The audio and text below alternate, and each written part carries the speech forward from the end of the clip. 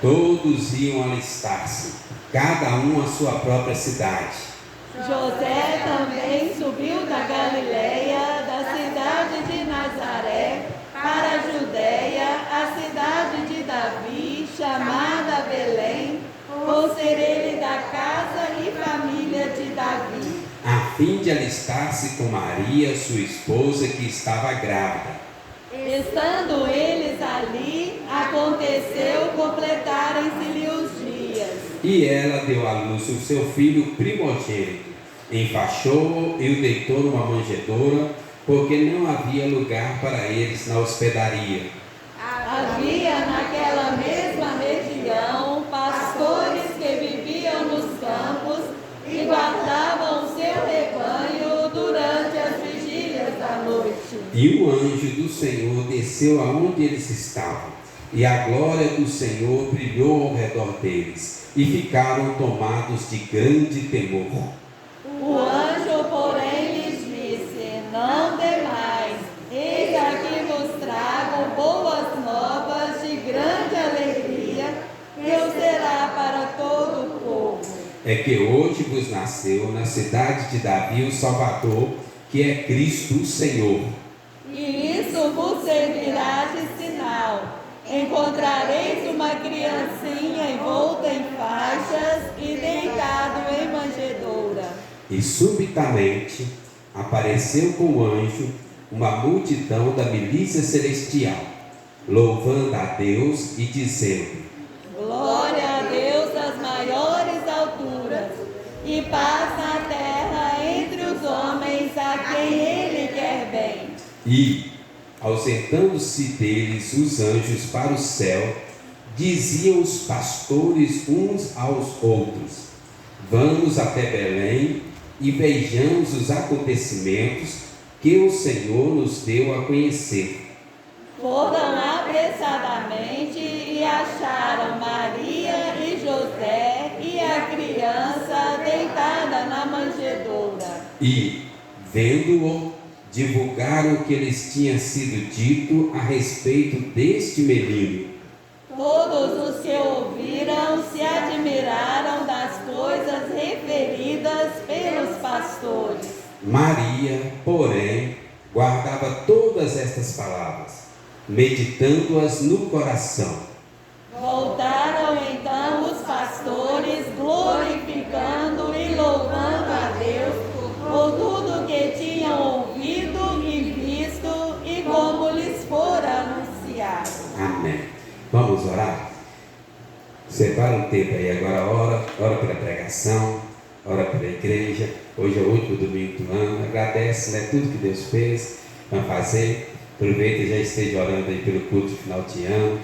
Na próxima sexta-feira estaremos aí fazendo o último culto do ano, também orando pelos projetos do ano que vem e também celebrando a primeira Santa Ceia na virada do ano, né? Então vamos orar. Ora pela pregação, ora pela sua família, ora pelo próximo ano, agradece pelo ano que está findando. Vamos orar.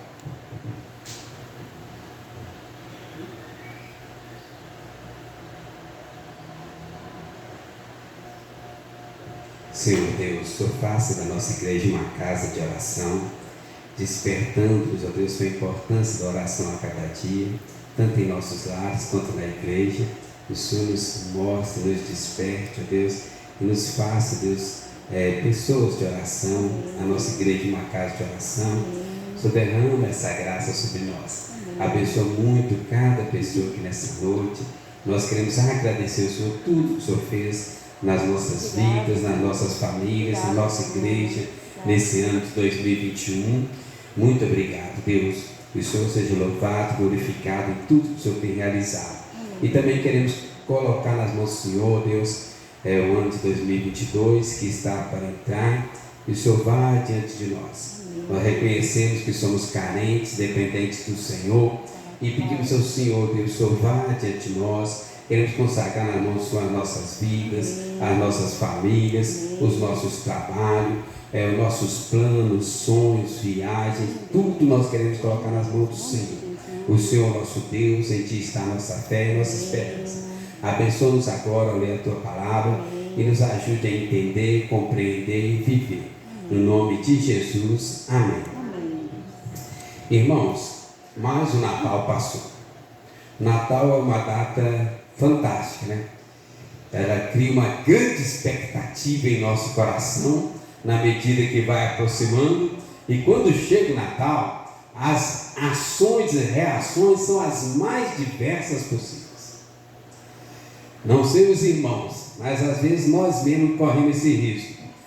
Várias ações, várias reações, às vezes na nossa vida, às vezes nas pessoas da nossa família, às vezes nossos amigos.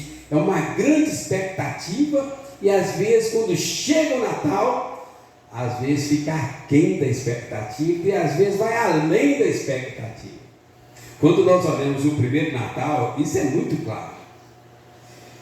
Por exemplo, a gente vê que várias pessoas que estavam ali envolvidas no primeiro Natal, e as ações e reações foram as mais diversas imagináveis. Primeira pessoa que a gente pode reparar as reações, né, as ações, o rei Herodes. O rei Herodes era o rei da época que Jesus nasceu. E quando ele ouviu falar que estava nascendo o rei dos judeus, ele não pensou duas vezes. Está vindo concorrente, tenho que eliminar. E o rei Herodes gastou o resto da vida preocupado em matar o novo rei. Agora, irmãos, Jesus era recém-nascido, bebê. Qual ameaça um bebê faria para um rei como o rei Herodes? Nenhuma. Mas na cabeça dele, Jesus era uma ameaça. E a reação dele foi ódio, raiva, perseguição, destruição. Irmãos, isso acontece quando o Evangelho chega em uma pessoa. Isso acontece em todo Natal. Muita gente, a época do Natal é uma época de ódio, de mágoa, de amargura, de ressentimento, porque o coração é confrontado, a mente é confrontada. O rei Herodes ficou irado, não pensou, não raciocinou, só queria destruir o concorrente, né? E mal ele sabia que Jesus não se preocupava com os reinos deste mundo, né? Jesus é rei espiritual sobre tudo e sobre todos, né? Um dia será um reino físico, mas ainda Jesus reina espiritualmente. Um outro grupo, né, pessoas que tiveram uma reação bastante assim, peculiar na época do nascimento de Jesus, os escribas e fariseus. Eram os religiosos da época. Eles estavam acostumados com as profecias, estavam acostumados ali com a religiosidade, o conhecimento. Mas na hora que Jesus nasceu, aquele que era o centro da religião, eles reagiram com indiferença. Jesus nasceu e eles ficaram na maior indiferença. O Rei, Senhor, soberano do universo, estava ali nascendo, e os religiosos, aqueles que viviam em função de Jesus, teoricamente, ficaram na maior indiferença. Irmãos, esse é um grande perigo que nós temos hoje, né? Com o Evangelho e com o Natal. Às vezes você chega todo animado, fala do Evangelho para alguém e a pessoa age com aquela indiferença. Dói ou não dói? Às vezes na nossa família, você falar de Jesus para a pessoa, às vezes a pessoa está passando uma luta, uma dificuldade, uma provação, às vezes a pessoa está precisando de Jesus, né? Nisso todos nós precisamos de Jesus. Aí você fala de Jesus para a pessoa e a pessoa, aquela indiferença, aquela frieza. Jesus nasceu, mudou a história, mas não mudou a vida dos escribas e fariseus, que eram os religiosos da época. Olha que coisa, irmãos. Olha que coisa. Tem muito crente indiferente hoje ao que Jesus está fazendo. Jesus está fazendo um novo mover na história, irmãos. Nas nossas vidas, nas nossas famílias, no mundo, na religião mundial, tem um novo mover. E aí ainda tem muitos crentes indiferentes. Infelizmente, né? Infelizmente, dói o coração, né? Eu tenho reparado isso nessa pandemia.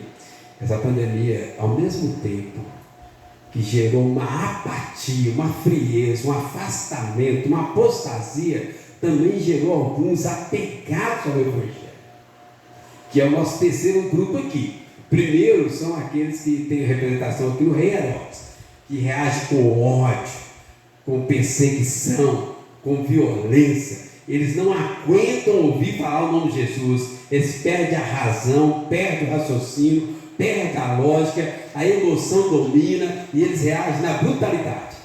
O segundo, os religiosos, misericórdia, irmãos, seriam eu e você, indiferentes. Jesus está ali, a história está sendo mudada, o mundo está sendo transformado, o impacto mundial, e os religiosos na maior indiferença. O outro grupo são os magos da época. Os magos eram os pagãos. Eles desconheciam os costumes religiosos, desconheciam as profecias, não tinham costume de ir até o templo, eles não tinham nada a ver com a religião. Mas é curioso, porque quando os magos viram a estrela, ficaram sabendo, eles tomaram uma atitude surpreendente. Eles se levantaram, atravessaram o deserto, seguiram a estrela, foram até Jesus, chegaram, se prostraram, se entregaram seus presentes e foram embora. Tem muitas pessoas assim hoje, às vezes quando encontram o Evangelho, fica aquele alvoroço, aquela emoção, se entrega de uma vez, daí a pouco desvia e vai embora e nunca mais você vê eles. Misericórdia. No Natal também tem gente assim, o Natal está chegando, aí compra presente, gasta dinheiro, estoura o cartão, aí passa o Natal, fica aquela frustração. Mas tem um outro grupo, irmãos, que é o grupo que eu quero falar nessa noite, e é aí que eu vou começar a nossa pregação. Os pastores aqui não são os pastores como nós conhecemos hoje, pastores espirituais, são pastores de ovelhas físicas mesmo, cuidadores de ovelhas. Hoje seria tipo assim, os fazendeiros, ou os sitiantes, Então os fazendeiros, os pastores da época, está aí a partir do versículo 8, irmãos, esse grupo me surpreende. Eles eram as pessoas humildes, eles eram as pessoas simples, veja bem, às vezes a gente vê novela e os cuidadores de gado, os fazendeiros, são tudo milionários, mas naquela época não era assim. Tanto é que quando Deus vai chamar a atenção de Davi, a Bíblia diz que ele cometeu 2 pecados. Um foi o adultério com Batseba e o outro foi o orgulho.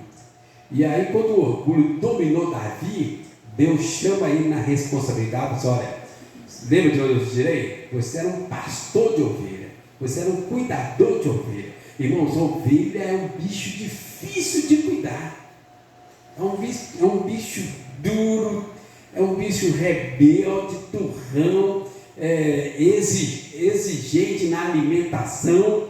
Aí normalmente são as pessoas mais pobres, humildes e sem opções que viram cuidadores de ovelhas, pastores de ovelhas. E era esse povo aqui. E eu queria, irmãos, que a gente pensasse um pouquinho sobre estes pastores, estes cuidadores de ovelhas que estavam ali no campo, Fala aí no versículo 8 aí, olha, havia naquela mesma região. Qual região? A região onde Jesus nasceu, Belém da Judéia. Então naquela mesma região, ao mesmo tempo que Jesus estava nascendo, também havia pastores no campo, pessoas cuidando de ovelhas, ok? Cuidadores de ovelhas. Eu vou usar o termo aqui, mas a ideia melhor seria esse, cuidadores de ovelhas, fazendeiros ou mini fazendeiros, que viviam nos campos e guardavam o seu rebanho durante as vigílias da noite. Então olha só, era um trabalho difícil. Eles dormiam nos campos. Alguém já dormiu no relento? No vento já? Alguém já dormiu em barraca? Aumentou um pouquinho. Irmãos, não é fácil dormir no relento, não. Dormir ali correndo risco, um dia é sol, outro é frio, outro é calor, outro é chuva, é um bicho que aparece, animais peçonhentos.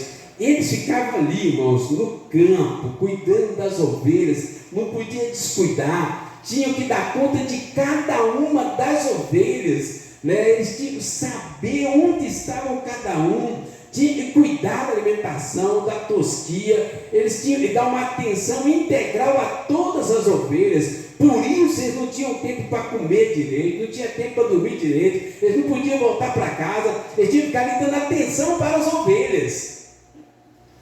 As ovelhas faziam o que queriam, eles tinham que ficar concentrados. As ovelhas dormiam, eles ficavam acordados. As ovelhas não queriam comer, eles tinham que arrumar uma comida melhor para as ovelhas. Então eles ficavam ali, noite e dia, nos campos, cuidando das ovelhas. E aí começa a nossa história agora, irmãos, no versículo 9 aí, olha. Vai começar a nossa história aí, olha. As reações dos cuidadores de ovelhas, que me surpreendeu muito.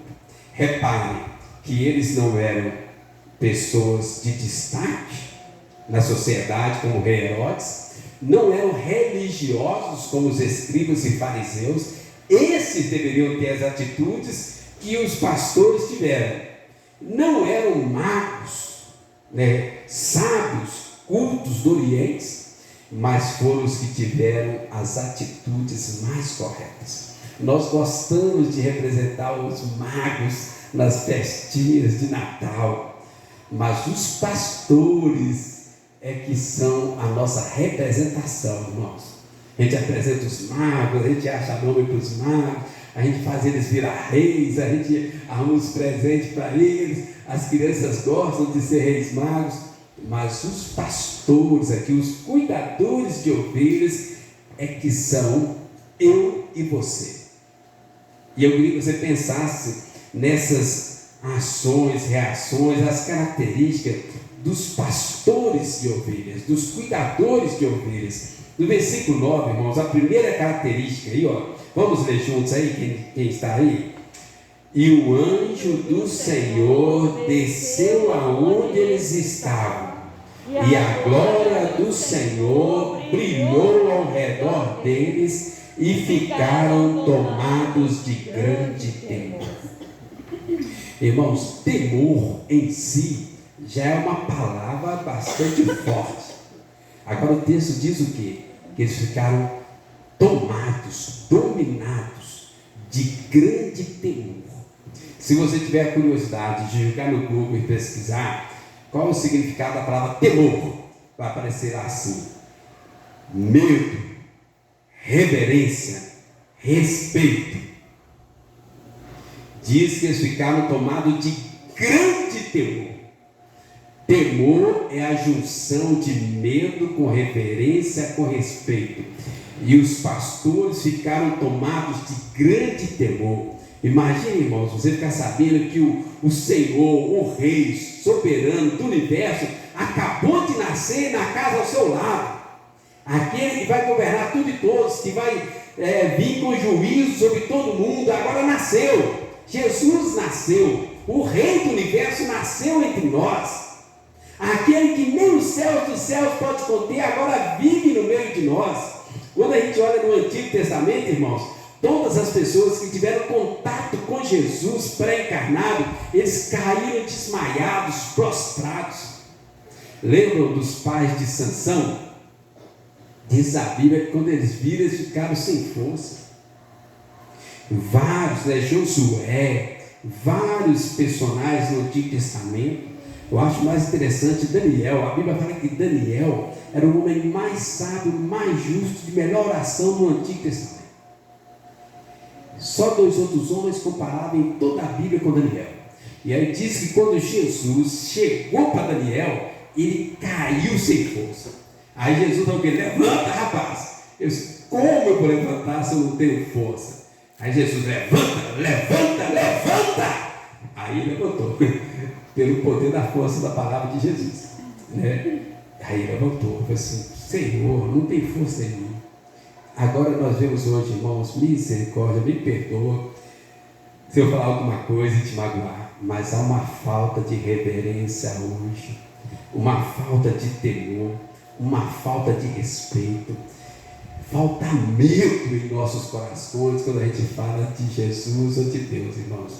O terceiro mandamento é quebrado todos os dias, o tempo todo. Falta temor quando nós usamos o nome de Deus. A gente usa o nome de Deus às vezes em músicas mundanas, em piadas, em vão. Falta temor, irmãos, no vestir. Já viu? A moda cada dia mais é uma falta de reverência absurda. Quem já foi de casamento de crente sabe o que eu estou falando. Você vai no casamento de crente, meu Deus, será que esse pessoal não tem Jesus? Falta temor para vestir. É uma apelação. Falta temor, irmãos, no culto. Já viu alguns cultos, Eu, nesses últimos anos, Deus deu a graça, participei de muitas igrejas, congressos, locais diferentes. Eu já fui de congresso com tanta irreverência, falta de respeito com Deus. Irmãos, vê que eu tenho assim, um pouco de confortos na hora do culto, Aí você, pastor, qual o problema que tem? Mas às vezes o culto, o pessoal está ali pregando, então está adorando, está cantando, um tira foto aqui, tira foto dali, e faz live, e posta lá. Você, meu Deus, cadê a reverência? Nós estamos diante de Deus, Senhor dos Exércitos, e a gente faz aqui, conversa, e joga mensagem, troca mensagem, mexe para lá e mexe para cá. Irmãos, Deus tem misericórdia. Os nossos cultos hoje é uma grande reverência. Estou errado? Não estou falando da nossa igreja, não. Nossa igreja até não tem isso. Graças a Deus, eu tenho muito medo, irmãos. Eu tenho muito medo de alguns cultos. Já participei de muitos cultos, acampamento, que é uma grande reverência na presença de Deus. Falta temor no dia a dia, irmãos. A gente sai da igreja, parece que a gente deixou de ser crente. As novelas que a gente assiste, os filmes que a gente assiste, as nossas ações, reações, atitudes nas mídias sociais, as postagens, as trocas de mensagem de homem com mulher, falta temor, irmãos. A gente pensa que Deus não está vendo? Misericórdia, irmãos. Os pastores eram pessoas simples, estavam no campo, passando fome, cuidando de ovelhas, mas uma coisa eles tinham: temor a Deus. Eles ficaram sabendo do nascimento de Jesus, eles foram tomados de grande temor, reverência e respeito. Nós devíamos pensar sobre isso, irmãos. Nós precisamos resgatar o temor a Deus em nossos corações. Tem pessoas, infelizmente, que às vezes é crente só no domingo. Durante a semana é uma grande reverência e falta de temor a Deus. Misericórdia. Os pastores deveriam ser nós hoje. Mas vamos aqui, o segundo ponto aqui no versículo 15. Versículo 15 diz assim: e ausentando-se deles, os anjos se ausentaram deles, foram para o céu. Aí os pastores diziam uns aos outros: vamos até Belém e vejamos os acontecimentos que o Senhor nos deu a conhecer. Irmãos, outra coisa que eu admiro muito nesses pastores, a disposição deles. A disposição. Vamos até Belém. Eles estavam ali, eles eram responsáveis pelas ovelhas. Naquela época, os patrões eram muito rigorosos na cobrança. Perder uma ovelha exigia um preço alto a ser pago. As estradas eram perigosas. O rei Herodes estava perseguindo o recém-nascido. Havia muitos perigos. Mas eles falaram assim: nós vamos lá em Belém conferir isso. Jesus está lá, então nós vamos até Jesus. Amém? Jesus está lá, então nós vamos lá em Jesus. Eles esqueceram dos riscos, eles esqueceram dos perigos, eles superaram as dificuldades, Lembra, irmãos, que naquela época não havia meio de transportes. Era tudo feito a pé. Eles largaram as ovelhas, correndo riscos ali da cobrança que viria sobre eles, né? Esqueceram ou desprezaram os ladrões, os perigos, as dificuldades, a trajetória, né? A andança, e foram até Jesus. Nós vivemos uma geração de crentes preguiçosos. Falta disposição do nosso coração para ir até Jesus. Jesus está ali, eu vou até Jesus. Nós precisamos dessa disposição que os pastores tinham, além do temor, irmãos, disposição na hora da perseguição. Irmãos, eu fico pensando, olha, uma pandemia dessa, é certo que tinha muita fake news, que a gente ficou meio desorientado por falta de informações verdadeiras. Mas uma pandemia dessa expulsava os crentes tudo da igreja. Alguns têm mais de ano que não frequentam a igreja. Imagina, irmão, na época do Império Romano, na época que Jesus nasceu, né, eles morriam, pagavam com a vida por causa do nome de Jesus, perderam família, perderam emprego, perderam a cabeça, perderam a própria vida. Eles reuniam nas catacumbas, reuniam escondidos, mas eles não deixaram de buscar Jesus, correndo risco de vida. E agora veio a pandemia, né? Foi algo sério? Foi, mas foi muito mais propaganda do que realidade. Perdemos pessoas queridas, perdemos. Mas eu arriscaria dizer que nós vamos perder pessoa querida todo tempo, irmãos. Todo tempo a gente vai perder pessoa querida. Ano que vem, vamos considerar que a pandemia acaba. Ano que vem nós vamos perder pessoas queridas também. Graças a Deus, a nossa igreja do Alto Veracruz, no Casa Branca e aqui na região leste, não faleceu nem um membro. É misericórdia de Deus. Mas pode ser que ano que vem não tenha pandemia e morra 10. Né? Ninguém está livre dessas coisas. A questão é, nós vamos pagar o preço para ser de Jesus ou não? Entende? Eles tinham disposição, apesar dos riscos, dos perigos, eles acreditaram que valia a pena ir até Jesus. Vai ter risco, vai ter perigo, vai ter ladrão, vai ter patrão cobrando, mas nós vamos andar com Jesus.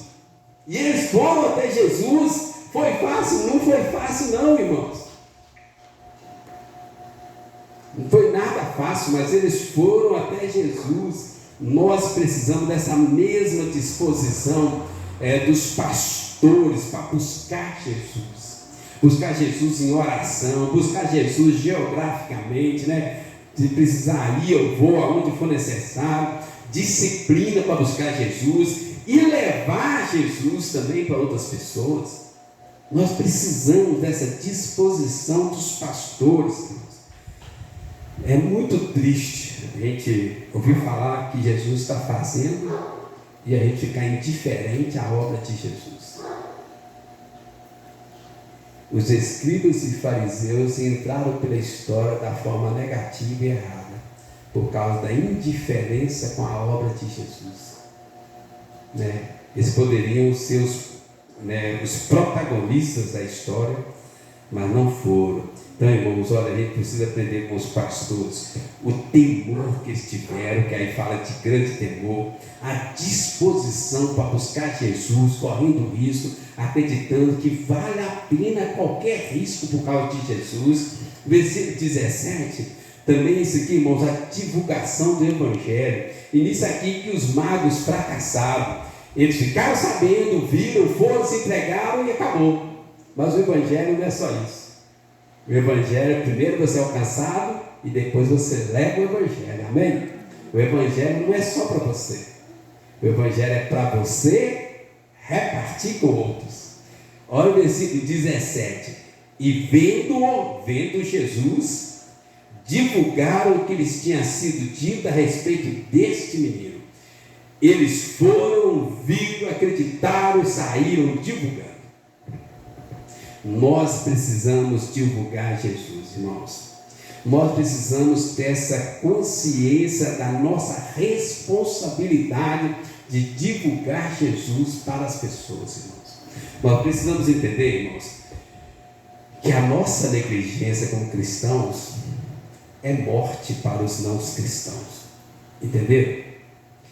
A nossa negligência como cristãos significa inferno e condenação para os não cristãos. Nós precisamos dessa disposição em buscar Jesus e divulgar Jesus. Eu gosto muito da mulher samaritana,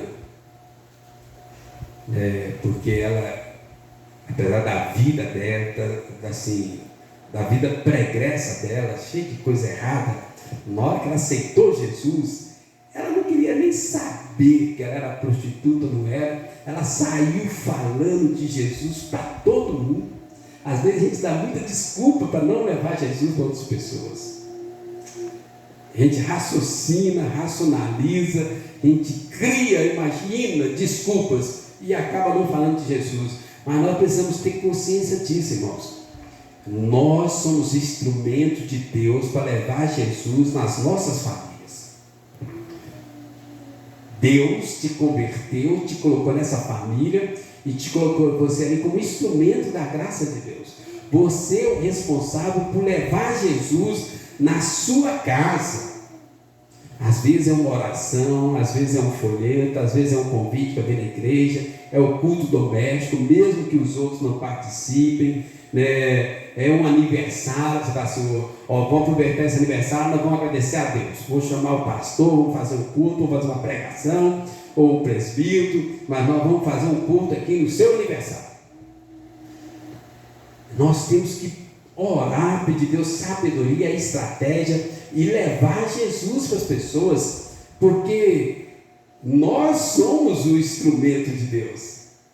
Irmãos, presta atenção nisso, bem. Algumas pessoas lá do seu trabalho, da sua escola, nunca vai ter contato com o pastor, se não for através de você. Ele não vai conhecer Jesus. Ele não vai conhecer Jesus. Guarda isso. Nós temos que resgatar essa responsabilidade, levar Jesus nas nossas famílias, nos nossos amigos, colegas de escola, colegas de trabalho, para os nossos vizinhos, para os povos não alcançados. Irmãos, igreja não tem dinheiro sobrando, mas a igreja é a única responsável por levar Jesus nesses povos.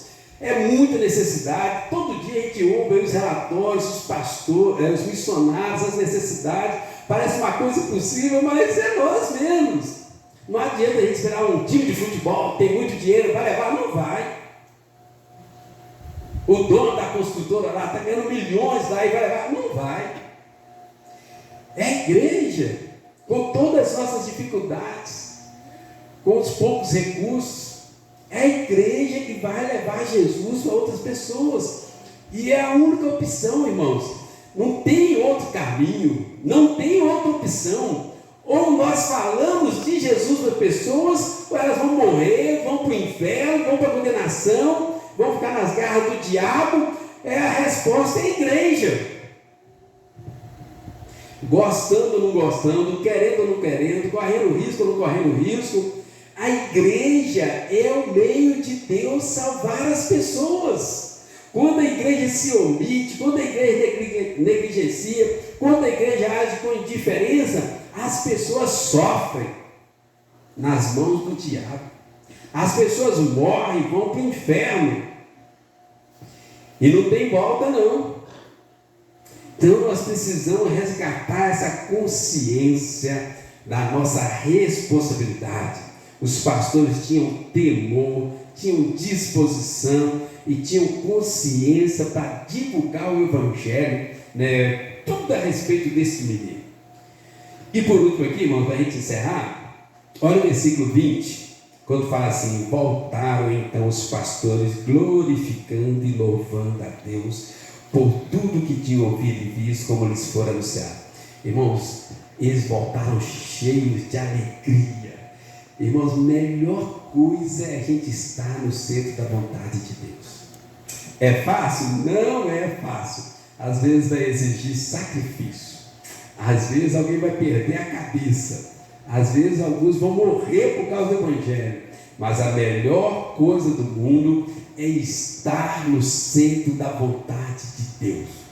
Eles correram todo esse risco, toda essa pressão, mas cumpriram a vontade de Deus, e diz aí que eles voltaram glorificando e adorando a Deus. Glorificar é falar bem de Deus, é falar dos atributos de Deus, é revelar o que Deus fez na vida deles. Então eles voltaram falando tudo que Deus estava fazendo na vida deles.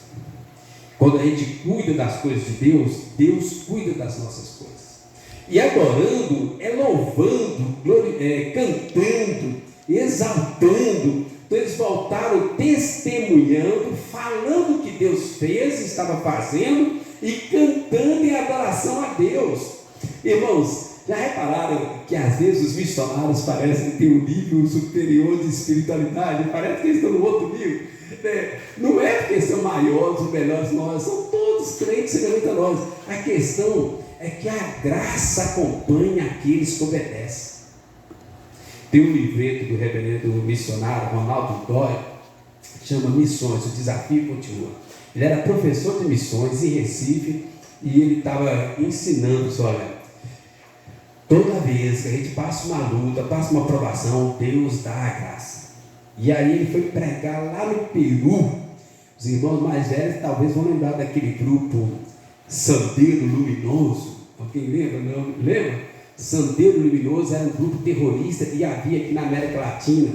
E diz Ronaldo Dó que quando ele estava ali pregando no meio do culto, o Sandeiro Luminoso entrou no culto, pegaram algumas pessoas e pegaram ele. Aí disse: Deus, eu sempre ensinei que a graça é maior conforme a necessidade. E disse ele que o coração dele transbordava de graça. E ele estava pronto para morrer. E eles colocaram a arma na cabeça dele e disse assim: não sentiu um pingo de medo, nem tristeza, nem ansiedade, nem angústia. A arma na cabeça dele, aí eles mataram um do lado dele, mataram o outro, colocaram na cabeça dele. E disse assim: não tinha medo, não tinha tristeza, não tinha angústia, não tinha ansiedade, não tinha nada. Só a graça transbordando. Depois que a pessoa tem uma experiência dessa com Deus, não tem mais dificuldade que os impeça, né? Às vezes a gente vê o Osni nessa alegria, irmãos. Quem tiver essa oportunidade de conversar com o missionário Osni Ferreira, está no Oriente Médio, o tanto de privações e provações que ele passa, mas a graça o acompanha.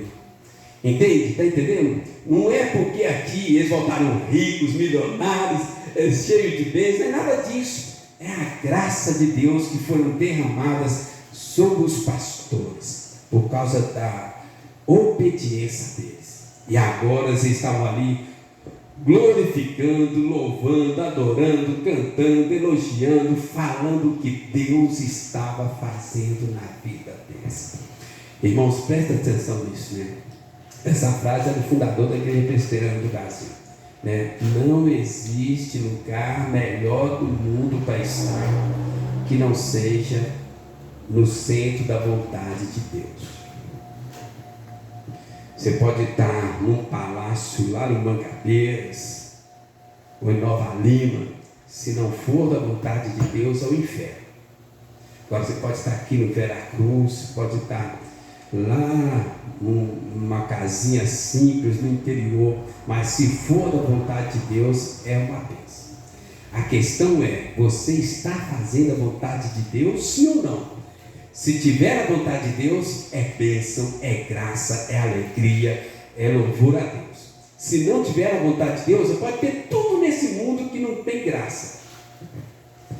Eles voltaram glorificando e louvando a Deus por tudo que tinham ouvido e visto, como lhes foram anunciado. Com relação ao Ronaldo Vitória, todo mundo sabe que está vivo até hoje, né?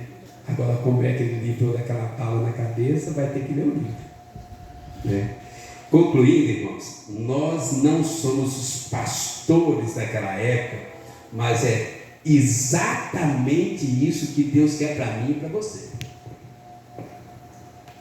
essa disposição de receber a palavra de Deus com temor, com respeito, com reverência e até um pouco de medo mesmo.